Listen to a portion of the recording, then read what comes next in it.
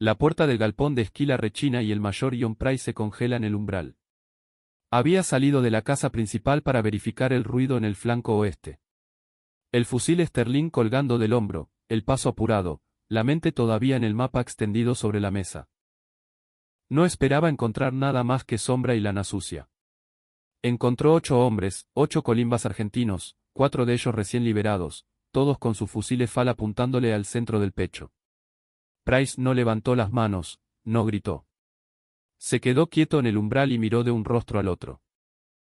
Rostros que no eran de soldados profesionales, no eran de mercenarios, no actuaban como ningún enemigo que hubiera enfrentado antes. Eran rostros de pibes, de adolescentes con barba rala y ojos hundidos por el hambre y el frío. Es junio de 1982, en algún punto perdido entre las rocas de Monte Longdon, y algo en ese silencio lo paraliza por dentro de un modo que 20 años de servicio en el ejército de su majestad nunca habían conseguido. Lo que el mayor Price todavía no sabe es que, antes de que termine ese día, él mismo va a dar una orden que ningún oficial del regimiento de paracaidistas esperaría oír, y que esa orden va a resonar entre los sobrevivientes por décadas. Es el secreto que el Imperio Británico enterró bajo el hielo del Atlántico Sur durante 40 años, las 4 palabras en inglés que salvaron la vida de un pelotón de pibes argentinos. Si nunca escuchaste esta historia, suscríbete ahora y contanos en los comentarios desde qué ciudad y país nos estás mirando, porque al final de este vídeo vas a descubrir cuáles fueron esas 4 palabras exactas que ordenó aquel oficial inglés. Y por qué todavía se susurran con respeto entre los veteranos de Malvinas. 3 días antes de ese encuentro, el sargento Gómez afilaba su bayoneta en el borde de un pozo de zorro anegado y pensaba en su madre. No pensaba en ella con tristeza, pensaba con una ternura que dolía en el pecho. Ella había llorado cuando él se embarcó en el Palomar en abril del 82, y él le había prometido que volvería con las islas recuperadas. Ahora, con el frío de Malvinas cortándole los huesos a través del capote empapado, con el viento aullando como un alma en pena, esa promesa parecía un peso que cargaba junto al fal. El valle abajo humeaba. La artillería naval británica había machacado las posiciones argentinas durante toda la noche, y el humo de la turba quemada todavía subía en columnas torcidas contra el cielo gris y bajo de la mañana. Gómez guardó la bayoneta, aferró el fusil y esperó la orden. La orden no vino de ningún oficial, venían escaseando tanto como la comida caliente. Vino del cabo Silva, 22 años, correntino, analfabeto hasta los 17 y lector voraz desde entonces. Un gaucho de pura cepa al que todos llamaban, justamente, gaucho. Silva señaló una cresta rocosa a la izquierda y dijo solamente, por allá. Ninguna explicación, ningún mapa, solo ese dedo apuntando con una certeza que los otros 8 hombres del grupo aceptaron sin chistar. Porque el gaucho Silva ya la había acertado 3 veces antes. Y en el frente, en medio del infierno, 3 aciertos seguidos valen más que cualquier grado militar. La colina estaba cubierta de rocas filosas y turba resbaladiza, ese colchón de musgo y barro empapado que te tragaba las botas hasta los tobillos. La subida llevó 40 minutos de esfuerzo agónico. Gómez contaba cada paso, no por disciplina, sino porque contar era lo único que impedía que su mente se fuera a lugares que no quería visitar, el calor de su casa en Corrientes, un plato de guiso, el rostro de su madre. En el paso número 237, pisó algo blando. Miró hacia abajo. Era la mano de un soldado argentino, enterrado hasta el codo por el barro de 3 días de llovizna helada. La desvió, sin sentir nada, y siguió subiendo. En la cima de la cresta, la visión se abrió de un modo que ninguno de esos pibes olvidó hasta el fin de sus vidas. El valle se extendía abajo como una herida abierta en la tierra. Posiciones destruidas, cráteres de bombas, el esqueleto de un helicóptero Puma. Y en el centro de ese caos, moviéndose en doble columna entre las ruinas de un corral de ovejas, había aproximadamente 40 soldados británicos. Gurkhas. Se movían con una eficiencia aterradora. Cargaban heridos en camillas improvisadas, avanzaban agazapados, comunicándose por señas. Eran la máquina de guerra perfecta, la élite del imperio. Avanzaban despacio, pero avanzaban. El gaucho Silva los observó durante 30 segundos, sus ojos fijos, inescrutables. Luego dijo, no saben que estamos acá. Era una información simple, pero en ese momento, en esa colina, pesaba como una sentencia de muerte. Tenían la posición elevada, la visibilidad total, el elemento sorpresa. Una ráfaga coordinada de su fal podía causar una masacre. Gómez sintió que se le apretaba el estómago. Esos hombres allá abajo eran el enemigo. Eso lo sabía. Se lo habían repetido desde la colimba, desde el entrenamiento, desde la primera noche en las islas cuando un pibe de su regimiento había sido destrozado por un misil Seasqua. Pero desde acá arriba, con esa distancia y esa neblina fina cubriendo el valle, los Gurkhas parecían simplemente hombres. Hombres cansados cargando a otros hombres cansados. Gómez levantó el fal, apuntó al centro de la columna, después lo bajó. Lo levantó de nuevo. El gaucho Silva le tocó el brazo. Espera. No era una orden táctica, era otra cosa. Una duda que Gómez nunca había visto en el rostro del cabo, y que lo perturbó más que cualquier bombardeo. Los dos se quedaron parados casi un minuto, observando la columna allá abajo. Uno de los Gurkhas se detuvo, se sacó el casco, se pasó una mano por el pelo empapado. Tendría quizás 19 años, tal vez 20. Se puso el casco de nuevo, agarró la camilla del hombre herido que había soltado por un segundo, y siguió caminando. El gaucho Silva soltó el aire por los dientes. Vamos a bajar por el otro lado. La decisión del gaucho no estaba en ningún manual. No había ninguna instrucción militar que justificara dejar pasar una columna enemiga sin atacarla cuando tenías todas las ventajas. Si algún teniente lo hubiera sabido, lo habría llamado negligencia, quizás cobardía, quizás lo hubieran estaqueado. Pero los tenientes estaban lejos, en algún puesto de comando, y el gaucho Silva era el hombre con más coraje en esa colina. El grupo bajó por el otro lado en silencio. Nadie preguntó, nadie discutió. Había algo en la decisión del cabo que todos comprendieron sin necesidad de palabras. No era debilidad, era otra cosa. Era juicio. Y en ese momento, el juicio valía más que la obediencia ciega. Llegaron a la base de la colina y encontraron los restos de un puesto ovejero. 4 paredes de piedra, un techo de chapa volado por el viento y un pozo de agua lleno de escombros. Se refugiaron ahí del viento que no daba tregua, esperando reagruparse con el resto del pelotón. Fue durante esa espera que el gaucho Silva abrió su cuaderno. Era un cuaderno escolar, de tapa negra, que llevaba dentro de la campera desde que había llegado a las islas. Gómez lo había visto antes, pero nunca había preguntado. Ahora preguntó. Silva respondió sin levantar la vista. Anote los nombres, mi sargento. Gómez no entendió. ¿Qué nombres? El cabo pasó una página. Gómez leyó por encima de su hombro. Había una lista de nombres, argentinos, británicos, con fechas al lado. Nombres de muertos. Nombres de enemigos muertos. El gaucho anotaba los nombres de los ingleses que había visto morir, de los Gurkhas que se habían cruzado en el camino de su grupo, de los propios pibes argentinos que habían caído. ¿Por qué?, preguntó Gómez. El gaucho Silva cerró el cuaderno. Porque alguien se tiene que acordar, che. Esa noche, el reagrupamiento llegó con una noticia que lo cambió todo. El comando había recibido información de inteligencia. El grupo de Gurkhas que Silva había dejado pasar no se había retirado. Se había atrincherado en un complejo de galpones a 3 kilómetros al norte, una posición llamada en los mapas, punto 7, y había hecho prisioneros a 4 colimbas del segundo pelotón, que habían avanzado demasiado rápido y habían sido rodeados. Un oficial convocó al gaucho, no para castigarlo, sino para preguntarle, ¿vos conocés el terreno entre acá y el punto 7? Silva respondió que sí. El oficial cerró el mapa. Entonces, vos vas adelante. Gómez escuchó todo desde afuera de la carpa improvisada, apoyó la cabeza en la pared de piedra fría y cerró los ojos. Los 4 pibes capturados tenían nombres, tenían madres, tenían el mismo frío que él. Y el grupo de Gurkhas que ahora los retenía había sido perdonado por una decisión que nadie había ordenado tomar. El gaucho había dejado pasar a esos hombres, y ahora esos mismos hombres tenían argentinos cautivos. El cabo salió de la carpa con el mapa doblado en el bolsillo y el cuaderno negro metido en la campera, y miró a Gómez con una expresión que no era de culpa. Era algo más pesado que la culpa. Era responsabilidad. Mañana a la mañana, dijo el gaucho. Antes que salga el sol. El amanecer llegó sin sol. El cielo sobre Malvinas era una lona gris, cerrada, sin una sola fisura. Y el viento bajaba del norte cargando un olor a pólvora que ya no asustaba a nadie. Después de 2 meses en el frente, el olor a quemado era solo parte del clima.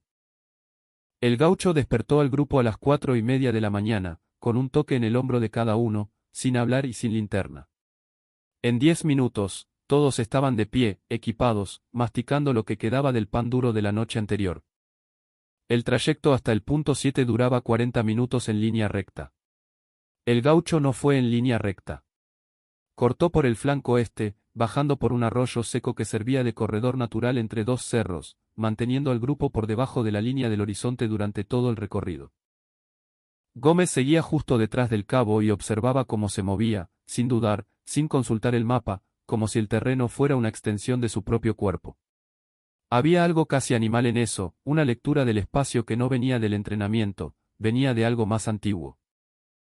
Gómez pensó en su abuelo, que cazaba de madrugada en el monte correntino y decía que la tierra le habla al que sabe callarse. El gaucho Silva se callaba mucho. A las 5:50, el grupo llegó al borde de un bosquecito de pinos raquíticos que daba al complejo del punto 7. El gaucho levantó el puño cerrado. Todos se detuvieron. Abajo, a menos de 200 metros, había un conjunto de 3 construcciones.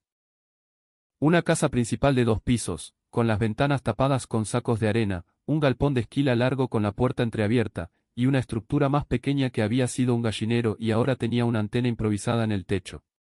Había centinelas. Gómez contó 4 posiciones visibles. Y salía humo de una chimenea lateral de la casa principal. Alguien estaba cocinando. Era demasiado temprano para un ataque, demasiado tarde para retroceder. El gaucho estudió el terreno durante casi 5 minutos sin pestañear. Después le pasó los binoculares a Gómez y señaló el galpón. Gómez miró. Le costó un segundo entender lo que estaba viendo. Dentro del galpón, visible por la rendija de la puerta entreabierta, había movimiento. Siluetas sentadas en el suelo, espaldas contra la pared. Los prisioneros. 4 pibes argentinos, exactamente donde la inteligencia había dicho. Gómez le devolvió los binoculares y miró al gaucho. El cabo ya estaba dibujando en el suelo con una ramita, trazando el plano del complejo a partir de lo que había observado. Sin papel, sin brújula, solo memoria y tierra. El plan era simple, hasta parecer ingenuo. Silva dividiría al grupo en 2. 4 hombres harían ruido por el flanco oeste, tirarían piedras, un disparo aislado, movimiento visible entre los árboles, mientras el mismo, Gómez, Maidana y el soldado Ferreira, irían directo hacia el galpón por el punto ciego entre la casa principal y el gallinero. La ventana de tiempo sería mínima, 30 segundos, quizás 40, antes de que los centinelas se reposicionaran y los barrieran con sus ametralladoras. ¿Y si no nos da el tiempo?, preguntó Ferreira, que tenía 18 años y nunca había hecho una pregunta tonta en su vida. El gaucho respondió sin levantar los ojos del dibujo en el suelo: entonces, improvisamos, pibe.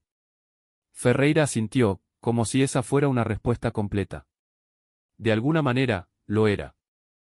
A las 6:15, el grupo del flanco oeste empezó con el ruido.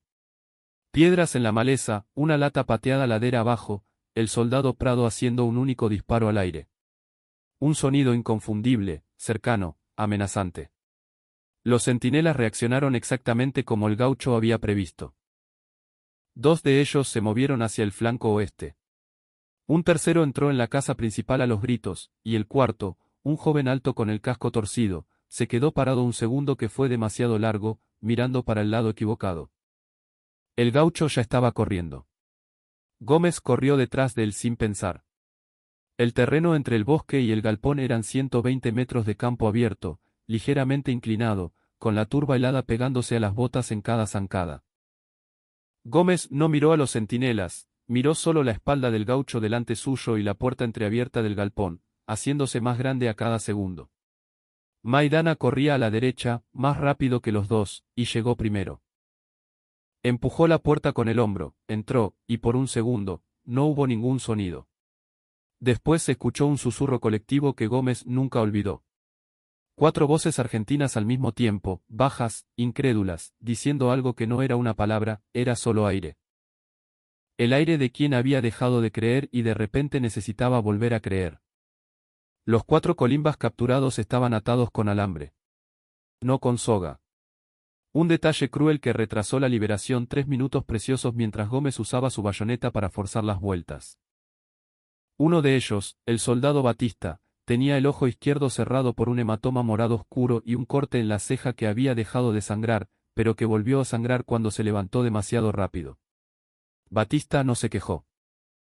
Agarró el fal que Gómez le extendió, verificó el cargador con los dedos temblorosos y se quedó de pie, apoyado en la pared, esperando una orden. Había sido prisionero durante 14 horas. Parecía 10 años más viejo. Fue en ese momento que la puerta del galpón se abrió desde afuera. No fue un centinela. Fue el mayor John Price, oficial de infantería, veterano de Irlanda del Norte, de Omán y ahora de Malvinas.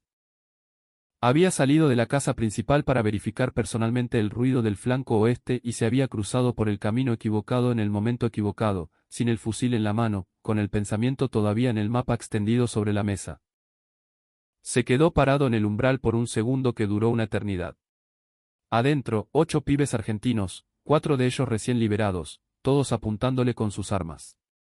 Price no levantó las manos, no gritó. Solo miró de un rostro al otro con una expresión que no era de miedo, era de asombro, como si estuviera viendo algo para lo que ninguna guerra lo había preparado. El gaucho Silva dijo en castellano, despacio y claro, soltá lo que tenés en la mano. Price no hablaba castellano, pero entendió. Tenía una radio portátil en la mano derecha. La dejó caer al suelo sin oponer resistencia. Después, en una decisión que ningún manual explicaría, se sentó en el suelo del galpón con las manos sobre las rodillas y empezó a hablar en inglés, en voz baja, en un tono que no era de súplica, era de conversación. Maidana no entendía mucho inglés, nadie entendía. Pero había algo en el ritmo de las palabras, en la postura de ese hombre sentado en el suelo de tierra, que tenía sentido sin traducción. Gómez bajó el fusil 2 centímetros, solo 2. Pero el gaucho lo vio. El cabo hizo un gesto para que los otros salieran con los prisioneros liberados por el fondo del galpón. Se quedó solo con Gómez y con Price. Por 2 minutos, los 3 hombres permanecieron en un galpón en el fin del mundo. Un cabo correntino, un sargento del mismo pago y un oficial británico de la corona, sin un idioma en común, sin armas apuntándose, sin saber exactamente qué estaba pasando. Price sacó del bolsillo de su campera una fotografía doblada y la puso en el suelo entre ellos, empujándola con 2 dedos en dirección al gaucho.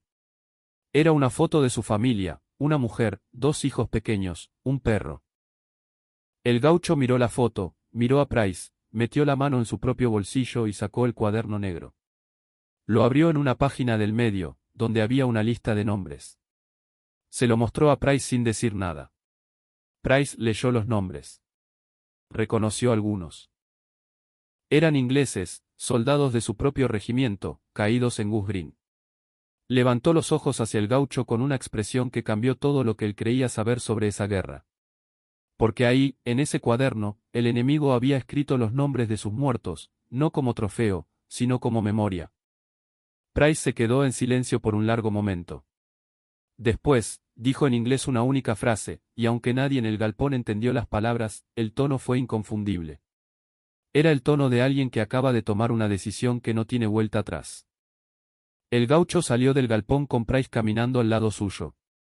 No atrás, no en la mira de nadie. Al lado. Gómez observó la escena y no supo qué pensar. Los otros pibes también observaron y tampoco supieron. Era una imagen que no encajaba en ninguna categoría que el entrenamiento les había dado.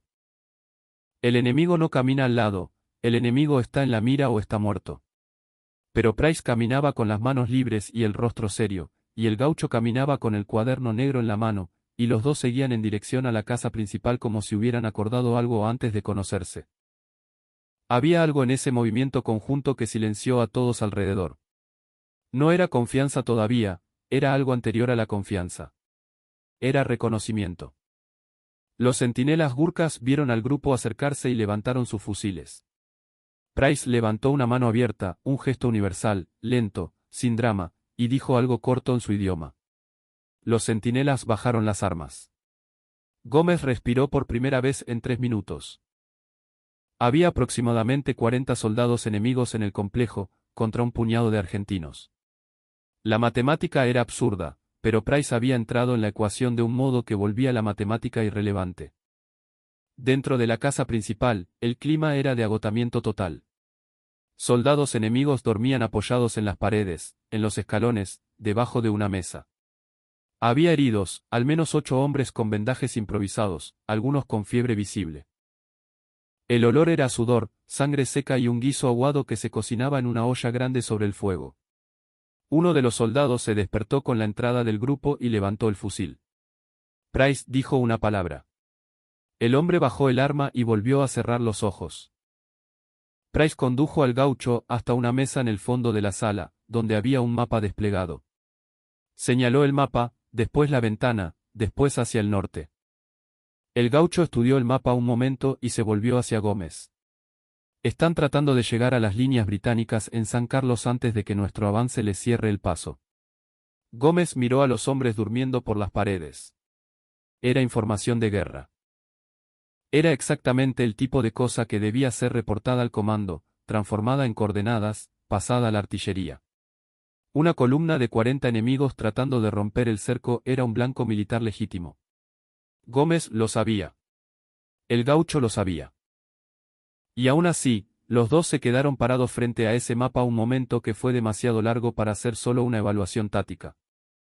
Porque había 40 hombres durmiendo por las paredes, 8 de ellos heridos, una olla de guiso en el fuego, una fotografía de familia en el bolsillo de Price y un cuaderno negro con los nombres de los muertos. Fue el soldado Batista quien cortó el silencio. Batista, el que había sido prisionero 14 horas y tenía el ojo morado, entró en la sala con el fusil al hombro, miró a los soldados enemigos desparramados por el suelo y dijo, con una voz completamente calma, nos dieron agua toda la noche. Cada vez que pedimos, nos dieron agua. Nadie respondió. Batista continuó, y el que me ató. Me pidió disculpas cuando el alambre me apretó demasiado. Gómez lo miró. ¿En castellano?, preguntó. Batista casi sonrió. En su idioma. Pero era disculpa igual, mi sargento. El gaucho tomó la decisión sin anunciarla. Se volvió hacia Price y señaló el norte en el mapa. Después, señaló el reloj en la muñeca del oficial británico. Luego, levantó 2 dedos. Price entendió. 2 horas. Dirección norte. Sin interferencia argentina. El oficial inglés se quedó inmóvil por un segundo. Después, extendió la mano. El gaucho miró esa mano extendida, una mano grande con callos en las mismas posiciones que sus propios callos, marcas de fusil y de trinchera. La estrechó con firmeza, rápido, sin ceremonia. Gómez registró ese apretón de manos con una claridad fotográfica que cargó por el resto de su vida, no porque fuera bonito, sino porque fue verdadero. Lo que pasó en los 30 minutos siguientes fue la cosa más extraña que cualquiera de esos hombres vivió en la guerra. Argentinos y británicos compartieron el guiso de la olla. No hubo discursos, no hubo gestos simbólicos. Simplemente, no había comida suficiente para un solo lado, y había comida suficiente para los 2 lados juntos. El hambre era la misma. Gómez comió de pie, apoyado en la pared, al lado de un soldado gurka que tenía un vendaje en el cuello y que, en algún momento, empezó a gesticular con las manos la forma de una casa, de un niño pequeño, de un perro. Gómez le gesticuló de vuelta. Una casa más chica, una madre de pelo largo, una calle de tierra. El gurka asintió despacio. 2 hombres, 2 países, 2 lados de una guerra, comparando sus casas con las manos en el aire. Fue en ese momento que Price llamó al gaucho de vuelta a la mesa del mapa. Le dijo algo en inglés, largo esta vez, con pausas, como alguien que está eligiendo las palabras con cuidado. Después, sacó del bolsillo un papel doblado y lo puso sobre el mapa. El gaucho abrió el papel. Era un esquema, con cruces, números, coordenadas. Gómez miró por encima del hombro. Había al menos 30 marcas. ¿Qué es esto? El gaucho tardó un momento en responder. Posiciones. Campos minados. Rutas bloqueadas. Emboscadas que prepararon entre acá y nuestras líneas. Gómez se quedó en silencio. Está entregando el terreno. El gaucho dobló el papel con cuidado y lo guardó dentro del cuaderno negro. Sí. Nadie supo jamás con certeza qué motivó a Price en ese momento. Quizás fue el cuaderno con los nombres de los muertos. Quizás fue el guiso compartido. Quizás fue el agotamiento de una guerra que no entendía en un lugar que no conocía. Quizás fue, simplemente, el rostro del gaucho Silva, ese rostro que no tenía odio, ni triunfo, solo tenía una presencia inmensa. Lo que Price entregó en ese papel salvó, según estimaciones posteriores, entre 80 y 120 vidas argentinas en las semanas siguientes. Ningún reporte oficial explicó jamás cómo esa inteligencia llegó al comando argentino. El gaucho nunca lo contó. La columna británica partió a las 8 de la mañana en dirección al norte, cargando a sus heridos sin mirar atrás. Price fue el último en salir. En la puerta de la casa principal, se detuvo y se giró hacia el gaucho. Dijo algo que Maidana, esta vez, intentó traducir. Dice que les va a pedir a sus hombres que, si se encuentran con argentinos de nuevo, que esperen. Que los miren a los ojos antes de cualquier cosa. El gaucho no respondió inmediatamente. Después dijo, para que Maidana tradujera como pudiera, decile que nosotros vamos a hacer lo mismo. Maidana lo intentó. Price escuchó las palabras torcidas y medio inventadas, y asintió una vez, despacio, como si hubiera entendido cada sílaba. Años más tarde, un historiador que investigaba a sobrevivientes del frente de Malvinas, encontró un testimonio del hijo del mayor Price. El hijo contó que su padre raramente hablaba de la guerra, pero que había una historia que repetía cada vez que veía noticias de un conflicto en el diario. Contaba de un galpón, de un cuaderno, de un guiso compartido. Y contaba que ese día le había dado una orden a sus hombres, una orden corta en inglés, que el hijo había memorizado sin entender, y que un traductor finalmente descifró décadas después. Las palabras eran 4. Do not shoot them. No les disparen. Gómez se quedó mirando la columna británica desaparecer entre las rocas hasta que el último casco se perdió en la neblina. Sintió algo que no supo nombrar ese día, ni al día siguiente, ni por muchos años después. Solo mucho más tarde, ya viejo, ya abuelo, sentado en una galería en su Corrientes natal con un nieto en el regazo, encontró la palabra correcta. No era compasión, no era perdón. Era reconocimiento. La percepción súbita e irreversible de que el hombre del otro lado de la trinchera también tenía una madre que había llorado en la despedida. También había prometido volver. También cargaba el peso de una promesa hecha en un idioma diferente para un corazón igual. Y que la guerra, al final, era solo la distancia entre dos hombres que todavía no habían tenido tiempo de reconocerse. En junio de 1982, en un galpón sin nombre en el sur del mundo, un cabo correntino y un mayor británico se dieron la mano sin idioma en común, sin orden superior, sin que ningún manual del mundo previera ese momento. Lo que nació ahí no fue la paz. La guerra continuó, los tiros continuaron, los muertos continuaron. Lo que nació fue algo más raro y más difícil que la paz. Fue la decisión, tomada por hombres comunes en medio del caos, de ver al otro antes de disparar. El cabo Silva nunca recibió una medalla por ese día. El cuaderno negro con los nombres de los muertos fue enterrado con él en Corrientes, en 1997. El mayor John Price volvió a Inglaterra, abrió una pequeña librería y vivió hasta los 79 años. Nunca escribió sobre la guerra, pero le dejó a su hijo la única lección que creyó que valía la pena transmitir. 4 palabras, cargadas toda una vida sin entender, hasta que el silencio de las décadas finalmente encontró un traductor. Los pibes de Malvinas lucharon a 14.000 kilómetros de casa, con equipamiento inferior, con hambre, con frío y con un olvido casi total al volver. Pero dejaron en esas islas una memoria que resiste hace más de 40 años. La memoria de soldados que, incluso en lo peor que la humanidad ha producido, eligieron ser más de lo que la guerra les pedía. Las Malvinas son y serán argentinas. Honor y gloria a nuestros héroes. Si esta historia te conmovió, suscríbete ahora al canal y activa la campanita. Cada vídeo nuevo es una historia como esta, rescatada del olvido y traída de vuelta a la vida. Comenta acá abajo desde qué ciudad y país nos estás mirando. Compartilo con alguien que necesite conocer la verdadera historia de nuestros pibes, y no te olvides de revisar el contenido escrito completo fijado en los comentarios. Ahí vas a encontrar fuentes, detalles e historias que no entran ni en 30 minutos de vídeo. La memoria de Malvinas solo sigue viva porque gente como vos decide no dejarla morir.